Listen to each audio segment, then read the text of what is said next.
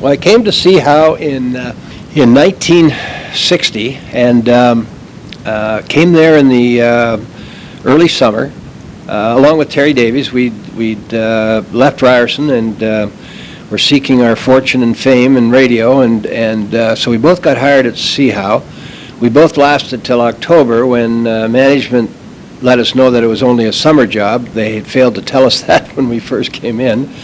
But then I left there. I went into television in Pembroke. Was there for 3 years, and then I went on to work in Las Vegas very briefly. Came back and did a stint in radio in Brampton, where I started actually when I put myself through Ryerson. I worked part-time in Brampton, and left there. Went on to other things other than broadcasting.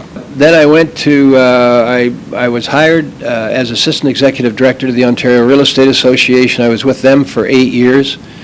Then Chief of Staff to the Minister of Industry, Trade and Tourism in Ontario, the Honourable Claude Bennett.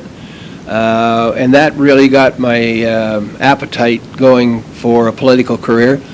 Left there, went to Ontario Place, and while at Ontario Place, ran into Joe Clark, and he asked if I would seek the nomination in Brampton. So I did, won that in '78, and then in 1979 the election was called. Joe Clark was elected Prime Minister. I won that vote by 7,000, and then the Clark government was defeated in the House on John Crosby's budget, and so the next election I only won by 365 votes. That was one vote a poll. So if people say to me, my vote doesn't count, I tell them that story. It counts.